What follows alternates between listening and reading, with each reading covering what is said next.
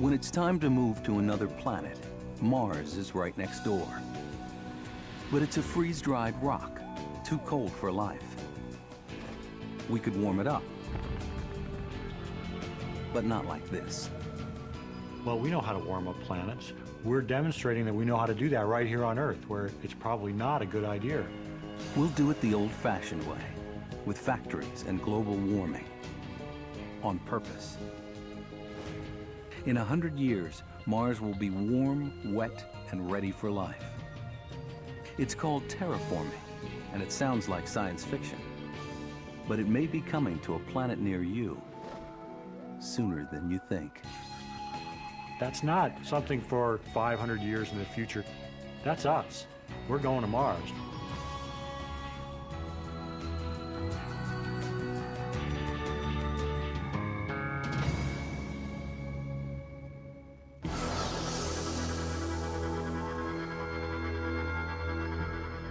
What would it take to make water flow on a world where the average temperature is 80 below zero?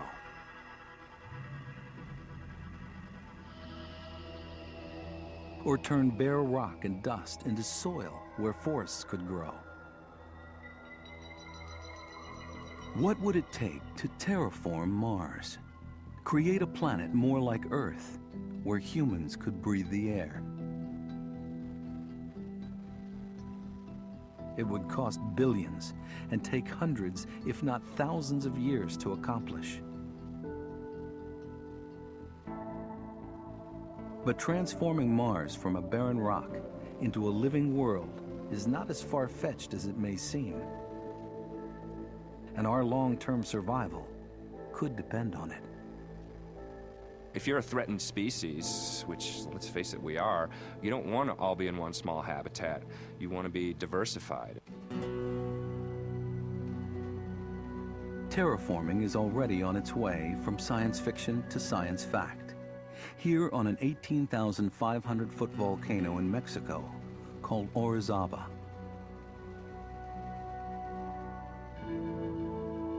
It's a magnet for climbers, adrenaline junkies, and planetary scientists. Chris McKay is one of them, an astrobiologist interested in the possibility of life on other planets. His research takes him to extreme environments all over the world. Places that expose the limits of life on Earth. What draws him to Orizaba are the trees, and in particular, the tree line.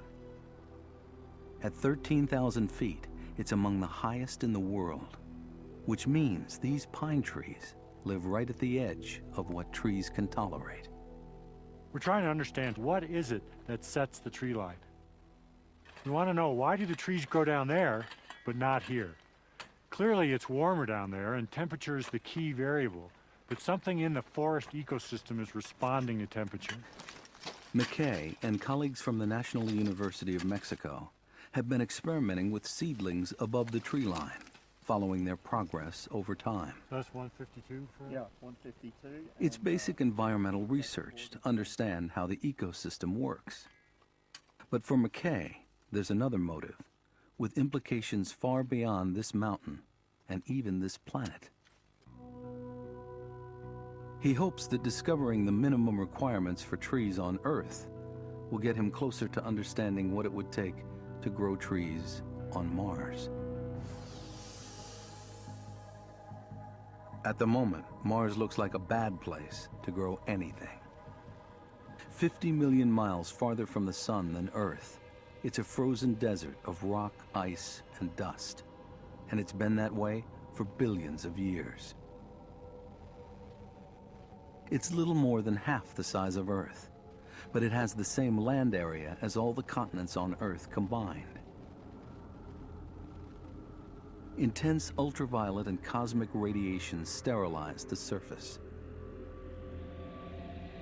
Temperatures can range from 200 below zero at the poles to 80 above near the equator.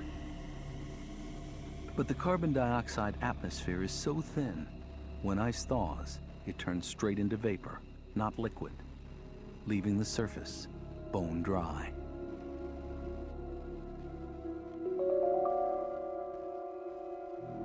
To bring this hostile world to life would take planetary engineering on an almost inconceivable scale. But McKay believes the potential is there, waiting to be tapped. And the Orizaba volcano is a kind of living laboratory for understanding how it might happen. Conditions on Mars are like the top of a very high mountain. Imagine a mountain on Earth 100,000 feet high. That's what it would be like on Mars. Very low pressure, very low temperature, high radiation, conditions so harsh that no life form on Earth could survive. There are no 100,000-foot peaks on Earth, but the 18,500-foot summit of Orizaba is a polar desert like Mars, with a very thin atmosphere and temperatures close to zero. But at lower elevations, the temperature rises as the atmosphere thickens. Bare rock gives way to grassy tundra, and the first signs of life on the surface.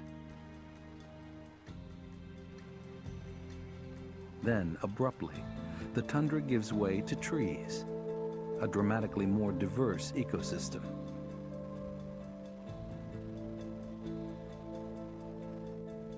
This transition from a barren summit to an alpine forest is the same sequence of change that Mars would go through in the process of terraforming. So the tree line is the key. We want to understand that transition. We want to know how much do you have to push Mars? How warm do you have to make it before the first forest, before the first trees can grow on Mars? Terraforming has been a special passion of McKay's throughout a long career as a researcher and scientist on planetary missions. It began with the realization that Mars was not always as hostile to life as it is today. Orbiters have found dried up lake beds, river channels, and deltas all over the planet. Clues to an early Mars that was a warmer, wetter place than it is today. The rover's spirit and opportunity have found rocks and minerals that could only have formed in the presence of water. That means Mars must once have had an atmosphere dense enough to trap the heat of the sun like a greenhouse and create enough atmospheric pressure to keep liquid water stable at the surface. Conditions that could have been suitable for life. This was more than 3.5 billion years ago, when the solar system was young. Mars was still hot inside, and volcanoes pumped carbon dioxide into the atmosphere. Comets and asteroids pummeled the surface, heating and thickening the atmosphere even more. Closer to the sun, Venus and Earth started out the same way, but only Earth remains habitable today.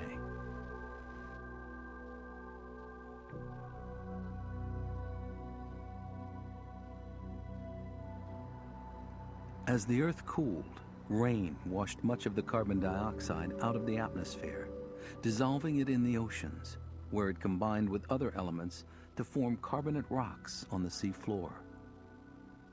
Today, most of Earth's carbon is locked up in these rocks. Very slowly, they're pulled back into the hot interior as the seafloor slides under continental plates.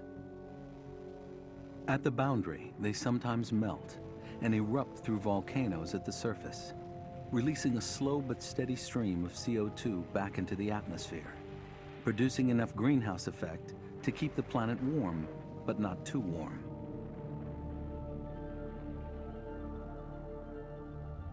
As life evolved, it continued to transform the atmosphere for its own benefit, adding a mix of oxygen and nitrogen suitable for life. This delicate balancing act of biology and geology sustains our biosphere today. Venus wasn't so lucky. Closer to the sun, it turned into a runaway greenhouse. Its early oceans boiled away, leaving a world so hot and dry, visiting spacecraft have lasted only a few minutes on the surface. Venus today is like an Earth that's been baked dry. It's very much like the Earth in many respects, but it's got 100,000 times less water. It's very, very hot. It's 900 degrees and very high pressure, almost pure CO2 atmosphere. So it's like your worst nightmare of the greenhouse effect. Mars went to the other extreme. Not a runaway greenhouse, but a runaway ice house. Only 1/10 the mass of Earth, it cooled off quickly. The volcanoes died out, and its once thick atmosphere gradually disappeared. With almost no greenhouse gas to trap the heat of the sun, create pressure and block radiation, Mars turned into the sterile, freeze-dried world it is today. Mars is almost 10 times smaller than the Earth, and as a result, it has no plate tectonics to recycle sediments, it has no magnetic field to protect it from the solar wind, and it has less gravity to hold its atmosphere. All of those factors cause Mars to lose its atmosphere, become cold, and freeze up. But remnants of the early atmosphere may still be there, buried, frozen, or bound up in the soil. And figuring out how to get them back is McKay's goal. Think of it as a thought experiment. There's a world out there, we have evidence that it once had water, once had habitable conditions, it may have had life. Could we imagine bringing it back to life? Is that within the scope of our understanding of planetary science and the technologies that we humans can deploy? To terraform Mars, we'll need to rebuild its early greenhouse atmosphere, and that will require carbon dioxide and water. There's some carbon dioxide frozen at the poles as dry ice, and more saturating the ground, like water in a sponge. The gas releases in the summer months, thickening the atmosphere by 30%, and then condenses back to the ground when it turns cold again. That accounts for some of the original CO2 atmosphere, but there should be more.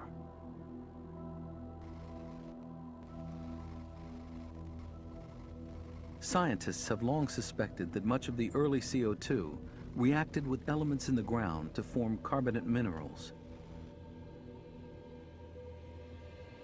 The rovers Spirit and Opportunity have instruments specifically designed to see carbonates, but so far, they haven't found them.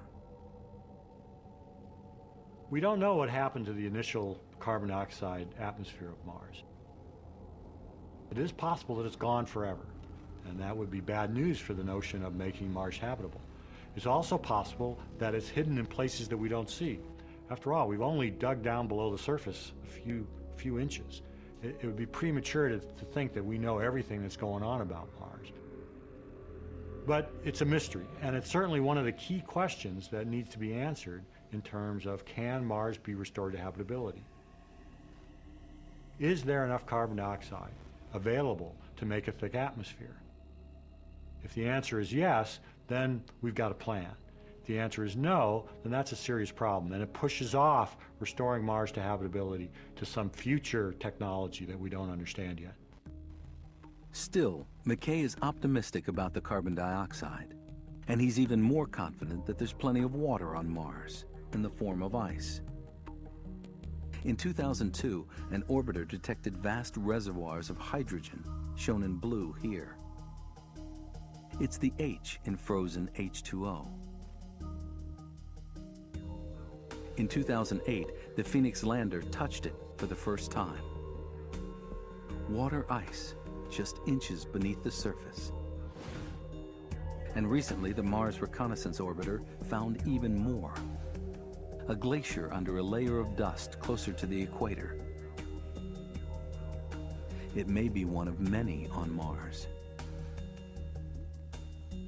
When we look at Mars today, we see all the elements needed for life, and everything we've learned about Mars suggests that recreating the habitable conditions it once had may be possible. Vital elements of the early atmosphere may still be on the planet, but immobilized by the extreme cold. To terraform Mars, we'll have to bring them back to life again after 3.5 billion years in the deep freeze.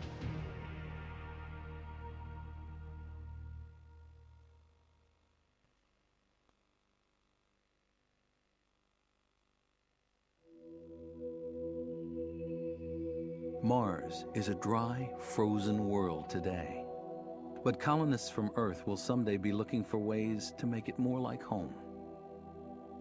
The first and most important step in making Mars habitable is to warm it up. The fundamental problem with Mars today is it's too cold. We'll have to warm Mars from its average of 80 below zero to about 25 below to get terraforming started in the warmest regions near the equator. And it would take something pretty dramatic to generate that kind of heat. One person who has pondered the problem is Robert Zubrin, an aerospace engineer, author, and ardent proponent of colonizing and terraforming Mars. Initially, I thought about a wide array of techniques, some of which involved significant violence.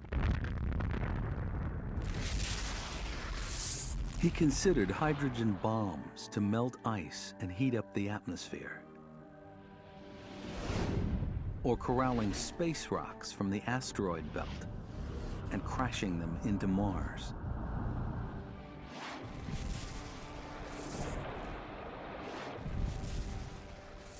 But he's had second thoughts about that. I've come to realize that while some of them might be workable in principle, that none of them are really workable in practice. Zubrin's long-range vision of Mars involves people, permanent colonists calling the planet home. And they'd want to survive the process of warming it up.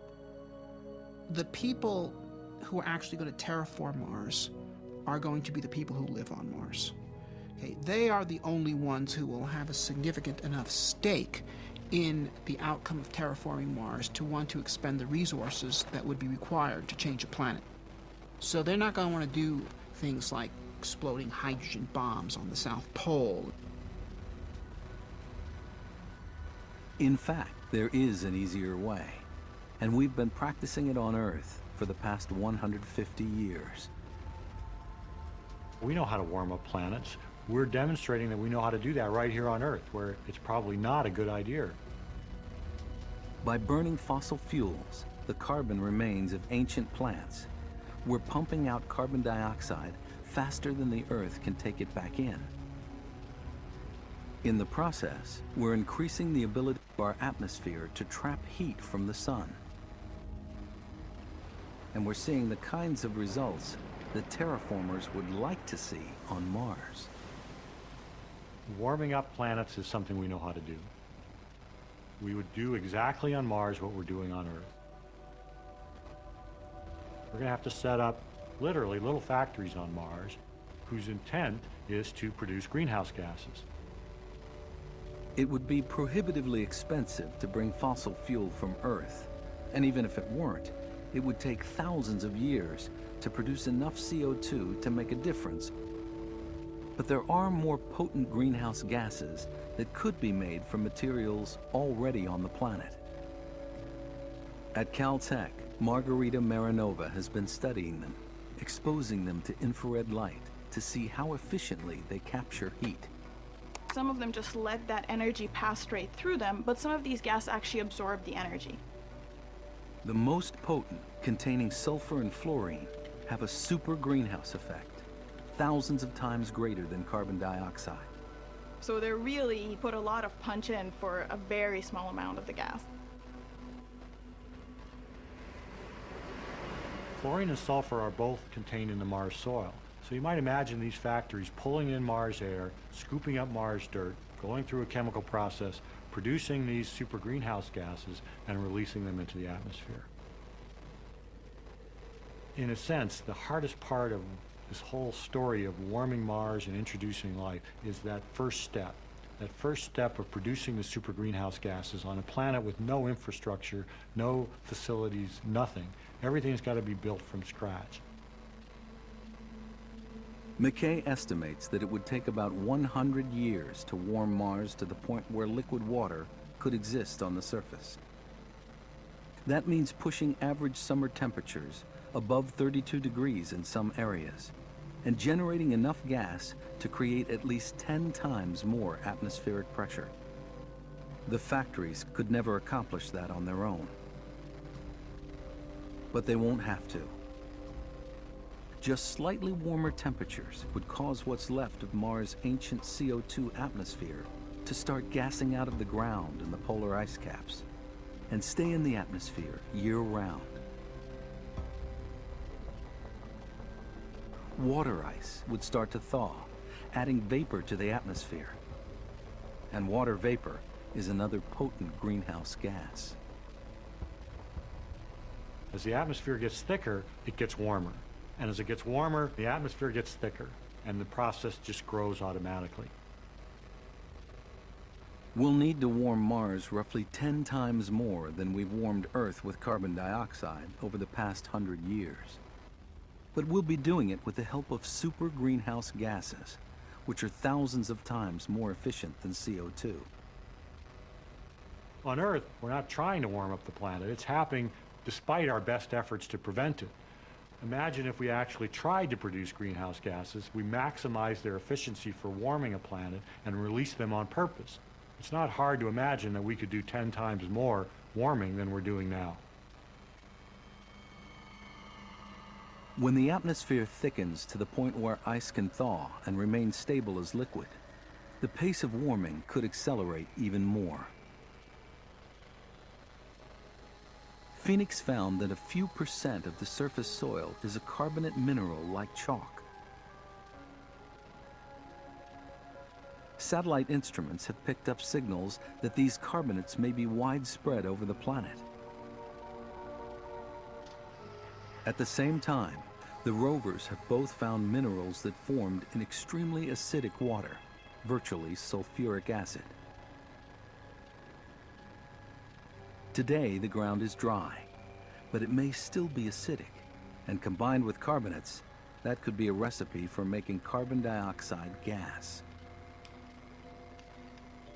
To demonstrate, McKay mixes carbonate, ground up chalk, with simulated Martian soil containing dry acid, and then adds water. So when I add the water, what I expect is that the water will activate the acid will decompose the carbonate, and CO2 will release. And you can see it's happening. You see the gas is being released, it's foaming. I'm pleased to see it. It's not a real surprise. I expected it to happen, but still, when you actually try something and it works, that's always a good thing. CO2 is being released. Gas is coming out of the soil. The components are there. The acid and the carbonate are there, but without water, they don't react. This could be the way we make a thick atmosphere on Mars. Just add water.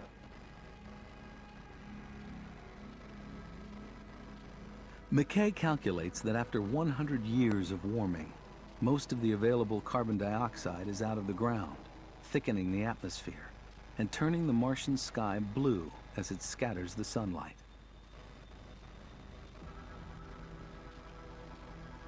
Ice thaws and water pools in ancient depressions for the first time in billions of years.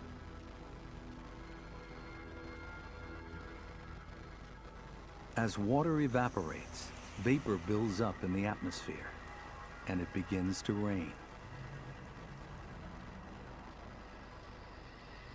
In the colder regions and higher elevations, it snows. We can imagine that after 100 years of warming, Mars has now got a thicker atmosphere, it's got water on the surface, it's got clouds, it's got rain again. From space, it would look a lot like Earth. It would look like a blue marble. We would have, once again in our solar system, 2 blue marbles. I think that would be an amazing sight. Much of this new blue Mars would be an icy world, like summer above the Arctic Circle, with atmospheric pressure equivalent to a mountain twice the height of Mount Everest. But it would be habitable in a way that Mars today is not. The surface conditions could be fairly pleasant. The real problem is that it's not breathable. It's a carbon dioxide atmosphere, and humans can't breathe pure carbon dioxide. There'll be very low levels of oxygen in with the carbon dioxide, but not enough to breathe. So moving around on Mars after it's been warmed, you won't need a bulky spacesuit, but you'll need some sort of breathing system like scuba. The first phase of terraforming is complete. But the next step, turning Mars green and producing a breathable atmosphere, will be a much longer and more difficult process.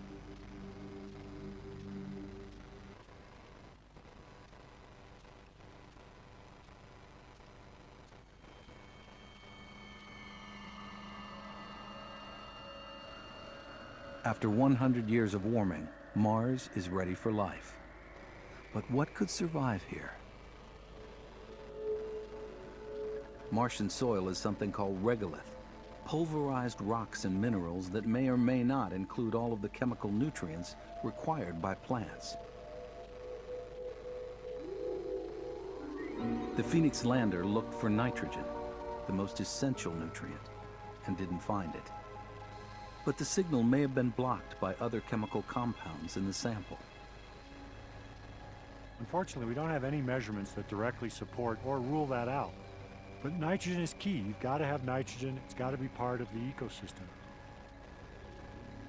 Nitrogen was almost certainly part of the original mix of elements on Mars. And the explosive energy of impacts may have converted it to mineral compounds in the ground. If so, the soil could be seeded with microbes like cyanobacteria that can start breaking down those compounds and get the nitrogen back in circulation. In the process, they'll photosynthesize, turning carbon dioxide into food and returning oxygen to the atmosphere, paving the way for more complex life. So on Mars, if we want to have trees, if we want to have plants, if we want to have any life at all, we've not only got to get it warm enough, but we've got to make sure that the microbes are there doing their microbe thing, making their microbe nutrients that the trees need to grow.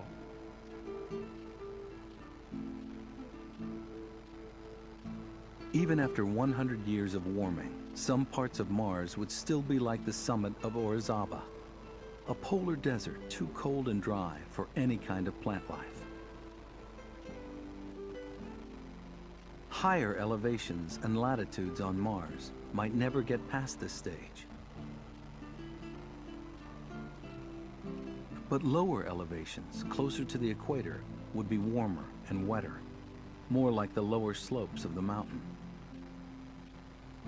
And on the way down, we can follow a virtual timeline of the planting schedule on Mars as the planet warms up. The first plants appear at about 17,000 feet. They grow on the surface of this volcanic rock, and they're part of the first step that turns this hard rock into soil. The organisms are sliding their way under the rock, and they're living inside there because it's a slightly warmer, wetter environment. To those organisms, this rock is like a little greenhouse. But by living inside it, they destroy their very house. They release acids, which cause the rock to fall apart and flake off. Bits of rock fall to the ground. You can see them growing down here in the lower part of the rock, where they're also contributing to the flakiness of the rock. You can see the algae that were growing inside the rock. Life is playing a role in creating environments suitable for life. And this weathering is the first step in that transformation. Around the same elevation, there's moss. In a sense, that is what's happening, though. These moss and the lichens, they're attacking this volcanic rock. They're turning this mountain into dirt. It's a really hardy little organism. It can survive the high radiation, the low temperatures, make use of very little water. But most importantly, what it does is it photosynthesizes. It takes sunlight and makes plant material. It makes organic material. That material then goes into the soil and fertilizes the soil. These guys can take a mountainside and turn it into a garden.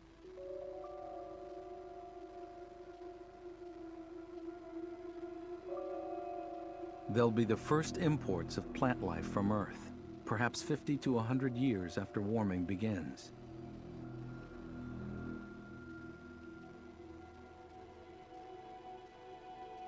Lichens and moss thrive on carbon dioxide and get what nutrients they need from partnerships with microbes and photosynthesis.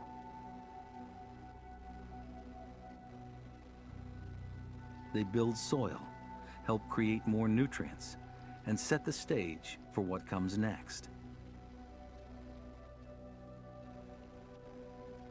At about 15,000 feet on Orizaba, we find grass. The ecosystem is called tundra on Earth, a mix of grass and woody shrubs, along with lichens and moss. As the plants grow and die, they enrich the soil and hold more moisture in the ground. Then, at 13,000 feet, where it's a few degrees warmer and there's a little more oxygen, tundra gives way to the tree line. A crucial milestone in turning Mars into a truly habitable world.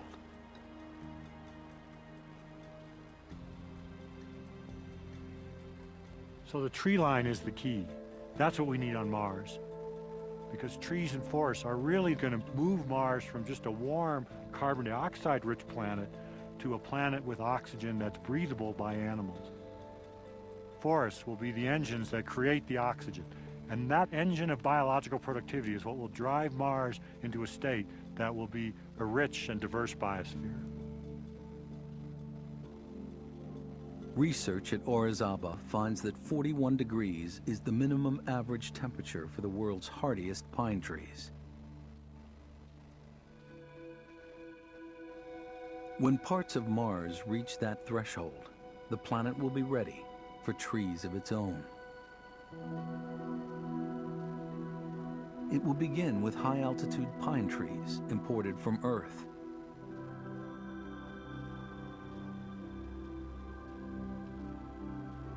They can handle low oxygen and high radiation and spread their seeds on the wind without help from animal pollinators. And so we go from bare, volcanic rock to a forest full of life. In fact, the tree line on Mars will look like the tree line here on the highest mountain in Mexico. These extreme high-altitude trees are the first organisms that might be producing significant oxygen on Mars. It will take generations of work and possibly genetic engineering to get things started. But then the Martian forests will spread on their own, improving the soil and the atmosphere, creating a livable world for more than just plants.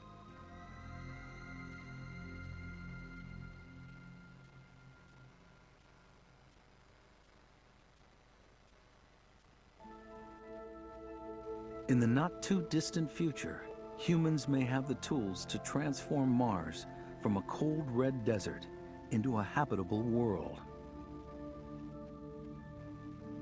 But importing life and turning Mars green will raise questions that we've never faced before.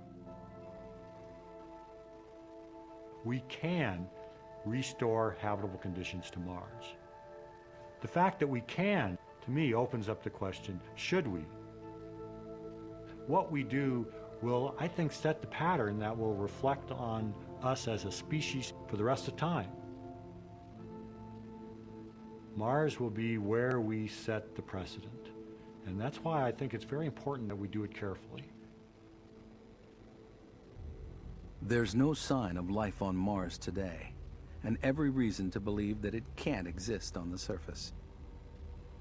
The lack of water and shelter from radiation guarantee that. But there could be ancient microbes frozen in the ground, needing only warmer temperatures to wake up. If so, they could answer the biggest question in space science. Has life originated more than once in the universe? Mars and Earth have been swapping rocks for billions of years. What's knocked off one planet by an asteroid strike often lands on the other. And it's not inconceivable that microbes have sometimes gone along for the ride.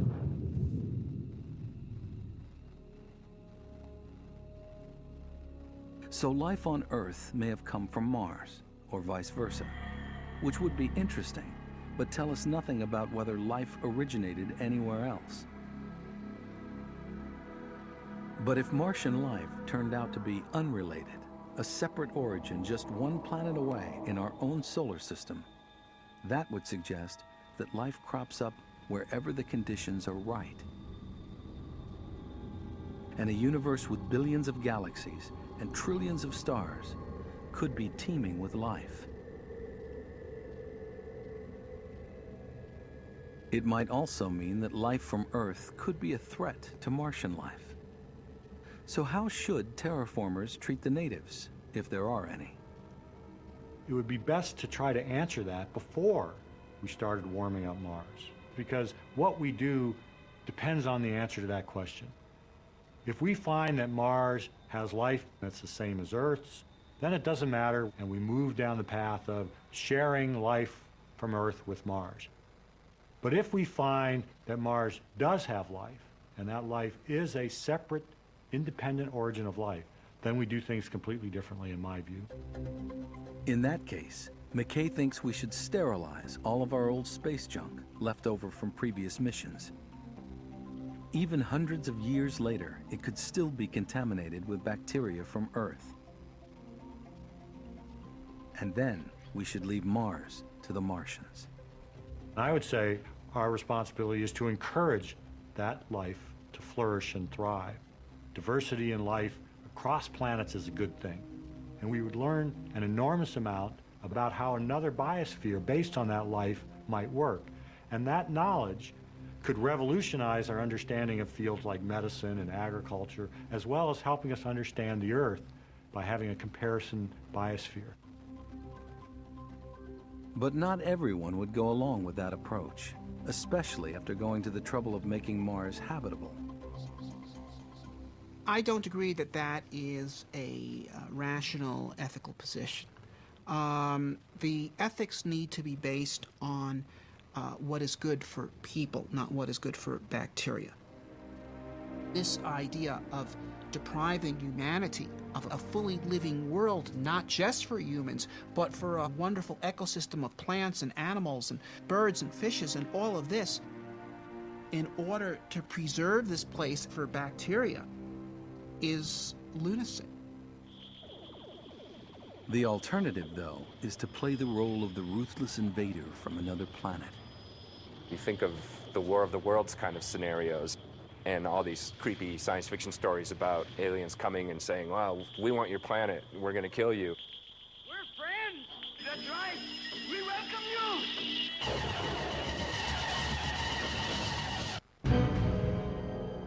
you. You know, we think of that as evil. I mean, that's just not being a good neighbor. But I'm fairly convinced that we won't have this problem because I don't think there is life on Mars. In my view, Mars is like the vacant lot next door. Why not go there and, you know, if it really is the vacant lot, why not plant a garden? Once planted, the garden will take on a life of its own. And what happens then could shape the future of our species.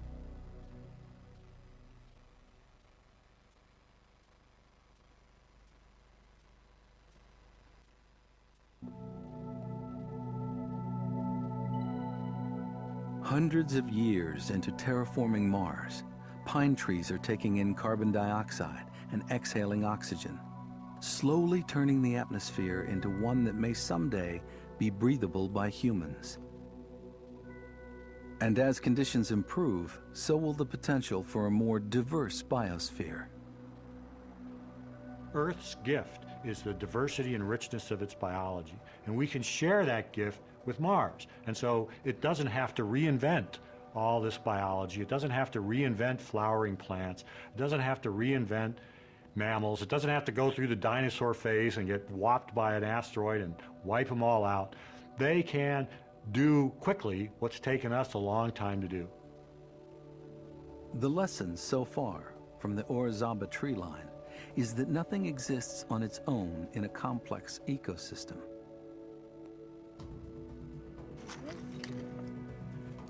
Trees grow where it's warm enough and wet enough for microbes to produce nutrients in the soil.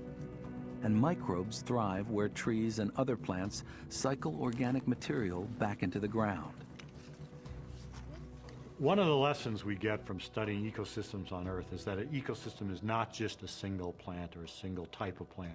It's a whole community of organisms, microbes, plants, all sorts of life forms growing together in a system. McKay calculates that it could take 100,000 years for trees to transform an icy blue Mars with a carbon dioxide atmosphere into a warm green planet with enough oxygen for humans to breathe.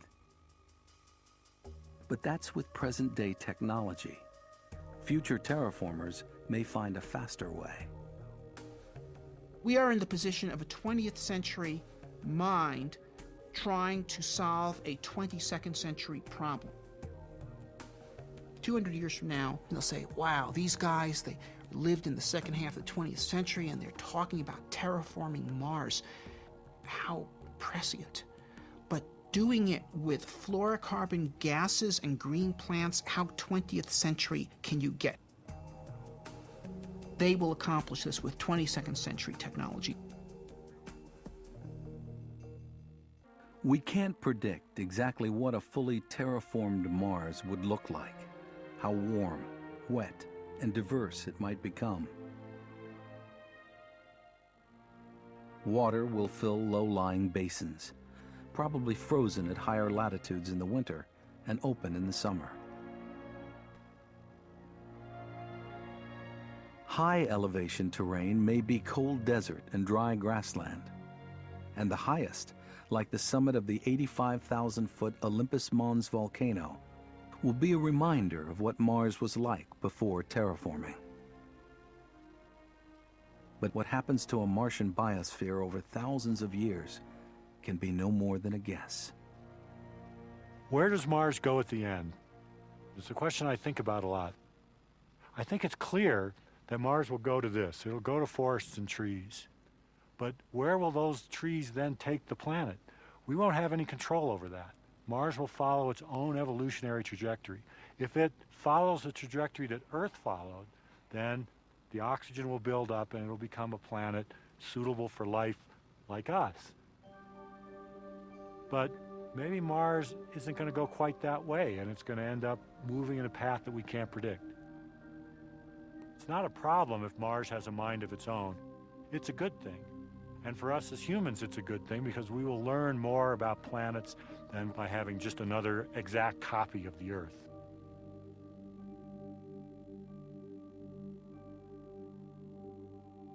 It may be 50 or 100 years from now, but eventually humans will be living on Mars.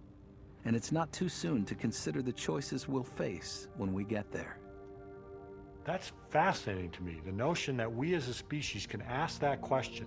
What are we going to do when we get to Mars? I want to see that dialogue happen. I want to see us as a species discussing it because we're on the verge of getting to Mars. We can see that. It's the nature of humans to explore, to investigate everything within reach. It's the nature of life to fill every available niche. And Mars will someday be available. Just as birds transport the seeds of life to barren islands and turn them into lush places instead of just barren rocks with a few bacteria on them, we're the kind of bird, as it were, that can take the seeds of life from Earth and transport it to the barren that exist in space and turn them into bountiful, living worlds. So I think we will do that someday. We'd be less than human if we didn't.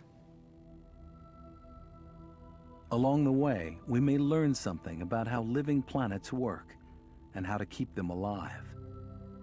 The primary benefit the citizens of Earth will derive will be knowledge. And it'll be knowledge that may also have practical benefits in managing our own planet. No matter what we do in space, we are going to have to manage the Earth. And Mars is not an excuse to mismanage the Earth. In fact, we have to view it the opposite.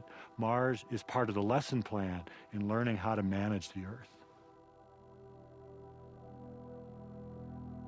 Mars lost its early atmosphere in part because it was small and lacked the internal heat necessary to keep it going. A terraformed Mars would eventually suffer the same fate, but it would happen very slowly, over tens of millions of years. Eventually, Mars will lose its atmosphere. It won't be habitable forever, but then nothing is forever. Even the Earth won't be habitable forever. In the far distant future, as our aging sun grows larger and hotter, the inner planets, Mercury, Venus, Earth, and Mars, will be burned to a crisp.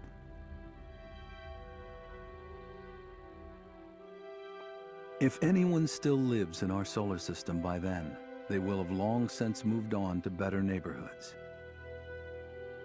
Perhaps one of the moons of Saturn, like Titan, or farther on to another star system.